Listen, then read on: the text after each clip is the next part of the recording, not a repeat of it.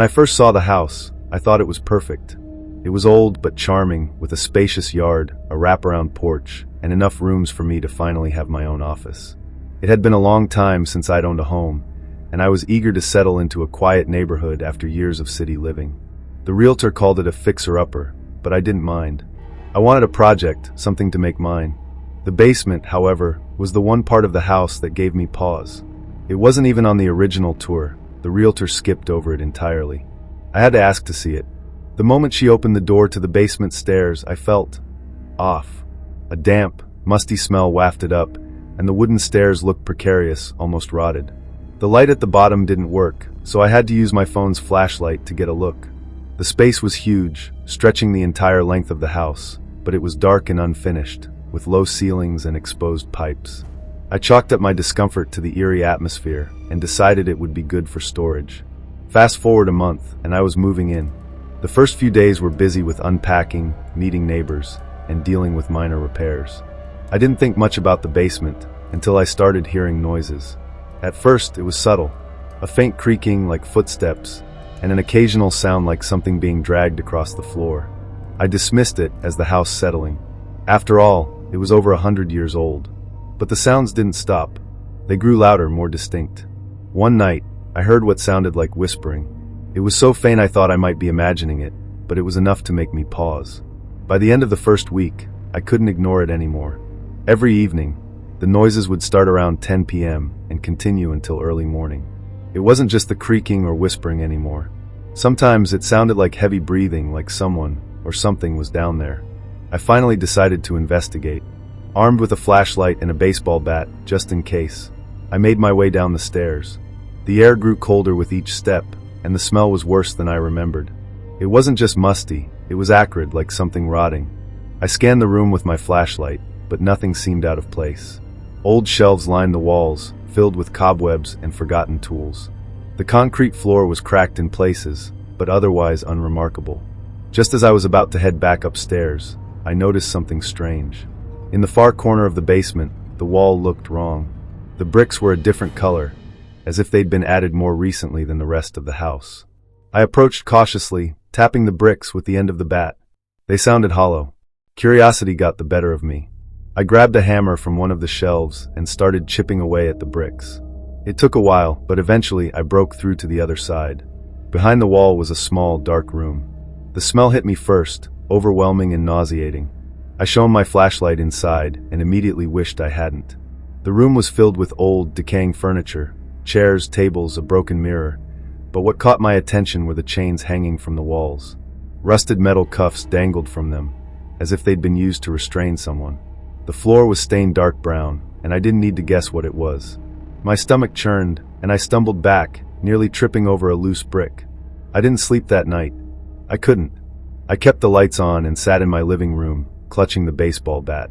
The noises didn't stop. If anything, they were louder, more aggressive. The whispering was no longer faint. I could hear words now, though I couldn't understand them. It wasn't English. It wasn't any language I recognized. The next day, I called a contractor to ask about the basement. He came over to take a look, but when I showed him the room I'd uncovered, he refused to go inside. "I don't know what this is," he said, his face pale. "But it's not part of the original house. Someone added it later. You should leave it alone." I wanted to leave it alone. I really did. But the noises didn't stop, and now they were accompanied by something else. Shadows. I started seeing them out of the corner of my eye, dark, fleeting figures that disappeared the moment I turned my head. Once, I woke up in the middle of the night to find my bedroom door wide open, even though I was sure I'd closed it before going to bed. Things escalated quickly after that. One evening, while I was sitting in the living room, I heard a loud crash from the basement. It sounded like furniture being thrown. I ran down the stairs, bat in hand, and found the small room in chaos. The chains were swinging as if they'd just been yanked, and the furniture was scattered across the floor. And then I saw it. A figure, barely visible in the dim light, standing in the corner of the room. It was tall, with unnaturally long limbs, and its eyes glowed faintly red.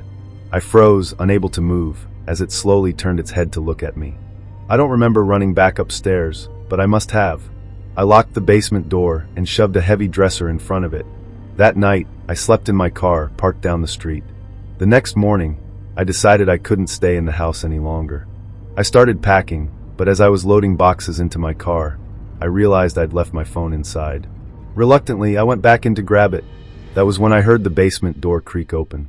I turned just in time to see the dresser being pushed aside, slowly, deliberately. The door swung open, revealing nothing but darkness. And then, the whispering started again, louder than ever. It wasn't coming from the basement anymore. It was all around me. I ran. I didn't stop until I was back in my car, driving as fast as I could. I left everything behind, the house, my belongings, everything. I tried to forget, to move on with my life. But even now, months later, I still hear the whispers sometimes, especially at night. And every so often, I see shadows in my peripheral vision. I don't know what I unleashed in that basement, but I don't think it's confined to the house anymore. Maybe some places are better left undisturbed.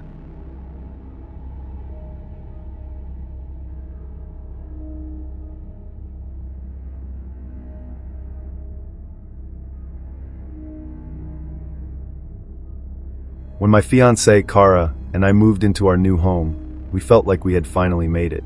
The place was a steal, a big, charming colonial with more space than we knew what to do with. It needed some TLC, sure, but the price was too good to pass up. The realtor mentioned it had been sitting on the market for a while, but she shrugged it off as buyers looking for something move-in ready. We didn't mind. We loved a challenge. The first few weeks were spent painting, rearranging, and cleaning out the clutter the previous owners had left behind. The basement, however, was something we avoided. Not because it scared us, at least not at first, but because it was just unpleasant. The basement smelled damp, and the air felt heavier down there, as if the space didn't belong to the rest of the house. A single exposed bulb lit the entire room, casting long shadows across the concrete floor and the unfinished wooden beams. We figured it would make decent storage space and left it at that. Until the night I found the hatch. I was stacking boxes in the corner when my foot struck something hard. Looking down, I saw a metal ring embedded in the concrete, almost flush with the floor. Brushing away the dust revealed a square outline, a trapdoor I hadn't noticed before. "Hey, Kara," I called up. "Did you know there's a hatch down here?" Kara appeared at the top of the stairs, her brow furrowed. "No. What's under it?" "Guess we'll find out." The hatch was heavier than I expected, and it took some effort to pull it open. Beneath it was a narrow wooden staircase leading down into pitch darkness. The smell that wafted up was earthy and stale, like dirt and decay. Kara leaned over my shoulder, squinting into the void. "It's probably just an old root cellar or something," she said, though her voice wavered. "Only one way to find out." I grabbed a flashlight and started descending. The stairs creaked with every step, and the air grew colder as I went. When I reached the bottom, I swept the flashlight across the space. It wasn't a root cellar. It was a room. The walls were made of packed earth, and the ceiling was low enough that I had to stoop. The floor was uneven, scattered with broken pieces of pottery and what looked like animal bones. But the most unnerving part was the symbols. They were carved into the dirt walls, crude and angular, circling the room like some kind of ritualistic pattern. In the center of the room was a small stone pedestal, and sitting atop it was a wooden box, blackened with age. "Anything down there?" Kara called. "Yeah, you might want to see this." Kara joined me, her flashlight flickering as she scanned the symbols. "What the hell is this?" she whispered. "I have no idea." Against my better judgment, I reached for the box. It was heavier than it looked, and the wood felt oddly warm to the touch. Inside was a collection of objects, a rusted knife, a tattered piece of cloth, and a photograph. The photo was black and white, depicting a family of 4 standing in front of a house. Our house. But there was something wrong with their faces. They were blurred, almost smeared, as if someone had intentionally tried to erase them. "Okay, this is officially creepy," Kara said, backing toward the stairs. "Let's just seal this up and forget it's here." I agreed. We shut the hatch, piled some boxes over it, and decided not to talk about it. That should have been the end of it. But that night, I woke to the sound of footsteps. At first, I thought it was Kara, but when I turned over, I saw she was still asleep beside me. The footsteps were slow, deliberate, and they were coming from below us. The basement. I grabbed a flashlight and crept downstairs, my heart pounding in my chest. The basement door was ajar, swinging gently as if someone had just passed through. The hatch was open. I froze, my flashlight trembling as I shone it down the stairs. The air coming from the space below was colder than before, and the smell was stronger, earthy, but now with a metallic tang that made my stomach turn. And then I heard it. A voice. Faint and guttural, speaking words I couldn't understand. "Kara!"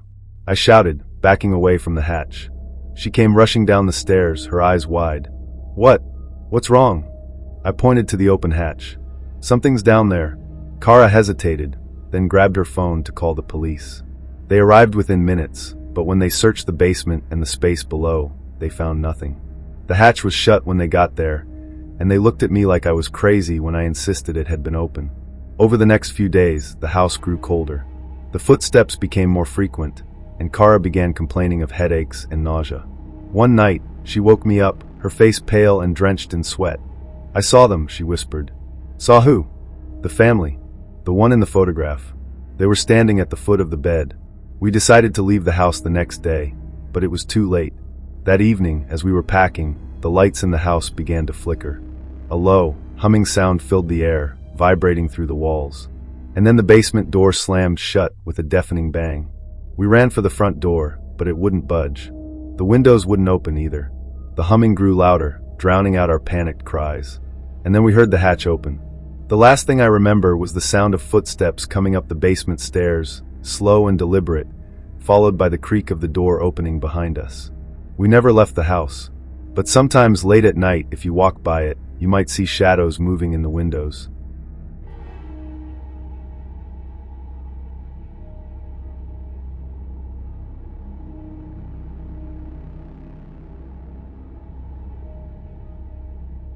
When my wife Lily and I first stepped into the old Victorian house, we were smitten. It had character, a massive staircase, stained glass windows, and intricate woodwork that told stories of a bygone era. It was everything we had dreamed of for starting our family. Sure, it needed some work, but we were up for the challenge. There was just one odd thing about the house that neither of us could quite shake: the basement. The realtor had hesitated when we asked to see it during the tour. She muttered something about how it wasn't up to modern code and steered us toward the kitchen instead. I had to insist before she finally relented.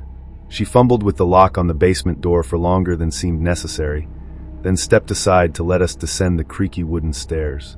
The basement was unremarkable at first glance: unfinished walls, low ceilings, and a bare concrete floor. But there was a door, an old, warped wooden door in the far corner of the room, partially hidden behind an old shelving unit. "What's in there?" I asked, nodding toward the door. The realtor shifted uncomfortably. "Oh, probably just a crawl space. This house has been around a long time. The previous owners didn't use it for anything." She didn't offer to open it. That should have been a red flag, but we were too enamored with the rest of the house to care. We bought it, promising ourselves we'd get around to fixing up the basement later. The first few weeks in the house were blissful. We painted, unpacked, and began turning it into our home. But the basement lingered in the back of my mind. I'd catch myself staring at the door to the basement stairs, wondering what was behind that old wooden door. Then the noises started. They were faint at first, just a soft tapping, like the sound of dripping water. I figured it was a pipe issue, and made a mental note to check it out. But over the next few nights, the noises grew louder. It wasn't just tapping anymore. There was scratching too. Lily noticed it one night while we were lying in bed. "Do you hear that?" she whispered. I nodded. "Probably just mice. Old houses like this are bound to have them." But the next morning, when I went down to the basement to investigate, there were no signs of mice. No droppings, no chewed wires, nothing. That night, the noises were louder than ever. And this time, they weren't coming from the basement itself. They were coming from behind the old wooden door. I decided I had to open it. Lily was hesitant. "What if there's mold in there? Or worse, asbestos? We should call someone to check it out." But I couldn't wait. Something about that door was gnawing at me, an insistent curiosity I couldn't ignore. I grabbed a flashlight and a crowbar, just in case the door was stuck. The wood groaned as I pried it open, and the smell hit me immediately, a sickly sweet stench that made my stomach churn. The room behind the door was small and cramped, with dirt walls and a low ceiling. It looked more like a dugout than a proper room. But what caught my attention were the carvings. Symbols were etched into every surface, on the walls, the floor, even the ceiling. They were intricate, almost hypnotic, but none of them looked familiar.